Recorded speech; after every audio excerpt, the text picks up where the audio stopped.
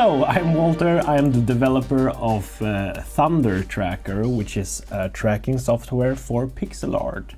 You can track regular art as well, but it's best suited for pixel art, I would say. And this is a little example right here where I tracked one of the feet, and I tracked this little feather. You can see if I go frame by frame, it's like I tracked the exact pixel, and you do this by hand, and before you get scared, it's very easy. It's very easy to do it by hand. So what can you use this for? You can use it for attaching weapons to your character sprite, like you see here, and just attaching stuff to sprites in general. This software will let you track it by hand and get an array. Okay, so I'm gonna show you how to use the software. It's just a matter of pressing new project, and then you find a strip of your animation. And if you don't know how to save a strip of your animation, then go to Google and search for animation strip and how to do them. You need to know how many frames your animation has. And this one has 13 frames. You need to know the origin point, and this one has 2854. And the FPS, of course, it's not that important, but if you want to preview your animation, your track in the right FPS, I would recommend getting the correct one. So now we have the animation right here, and if I press P, I can play. And you can see it's the right FPS and everything, and it looks fine. And you can also go frame by frame if you press the arrow keys. Go back and forth. Yes, it looks good. So let's start with maybe tracking the nose. I want this pixel right here. I want to track that. So either you can grab it and put it there, but I thought that was kind of lame because you need to go down and grab it, go down and grab it. So I added the ability to just right click and it will pop to your position. So I can right click and press right arrow, right click, right arrow, right click, right arrow, over and over. And when you get to the end of the animation, it will loop. So you'll get to the first frame again. So you can just go through the entire animation like this until you have the track. And now you have the track of the nose. And you can zoom out and you can play. That's the track. It's easy, lemon squeezy, as we say. Okay, so I'm gonna show you real quick how you can use the angle line, which is a nice feature in this software. So we have one tracker right now. Let's add another one so that we can get an angle line between the two trackers. So now we have tracker 1 and tracker 2. Look at that, 2 trackers. So why would we want to use an angle line? Yeah, let's say you want to add a hat. Let's say you want to add a hat. Let's add a hat.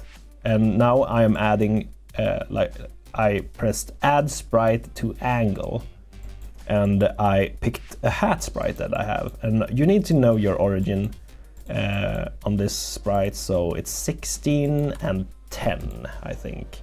And the opacity, let's just set the opacity to 100. This is for you to be able to see the animation or not. But we want to see the hat. And now we have a hat between the 2 points. And this hat has nothing to do with the information we'll get. It's just a visual aid for us to be able to place a hat on top of our character's head. So it's a good thing. It's a good thing. Now let's start by tracking one point. So let's say this point we want here. We want it here. Now you can see why you would want the hat to be transparent though. But since this is just me showing this real quick, I'll just keep it like this. So there we go. I have tracked one tracker. Let's go to the other tracker and start now. Now we're getting a hat. Can you see that? Can you see the hat? Can you see what the hat is cooking? I can see it. I can see it clearly. And I can just add this hat to this character with angle and everything. Oops. Well, there we go. Now we have a hat on this character. Isn't that amazing? A little hat.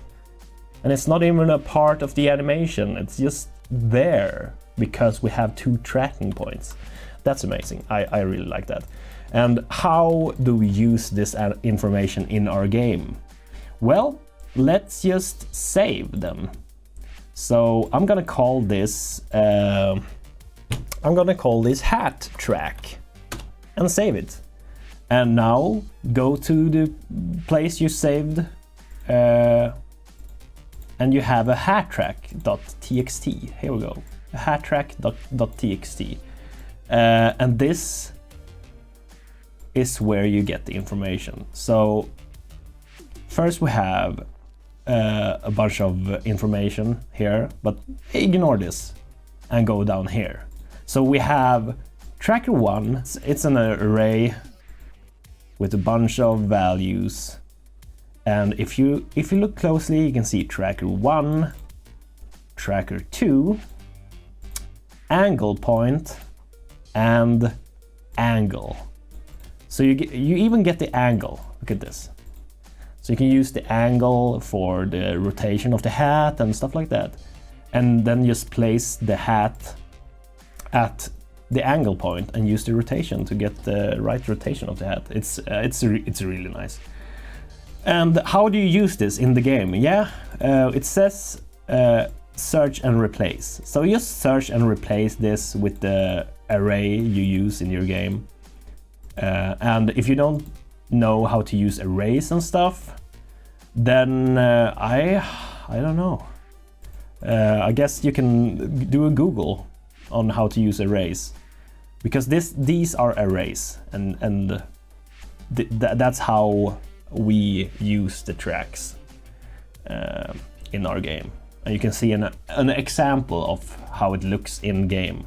You can see the weapon moves with the character, and it just feels more alive in a sense. It feels less like it's just plastered on there. It's a part of the character. Thank you for watching. So this software is still in alpha. I released it anyway because people wanted to use it on their projects, and I hope it works. And if it doesn't work, you can contact me over at Discord, and you can see the link right here. We have a Discord server, and I'll get on fixing whatever problem you may stumble upon, or help you set up stuff. And thank you if you bought the software. Thank you a lot. It means a lot, and it supports the development of our game.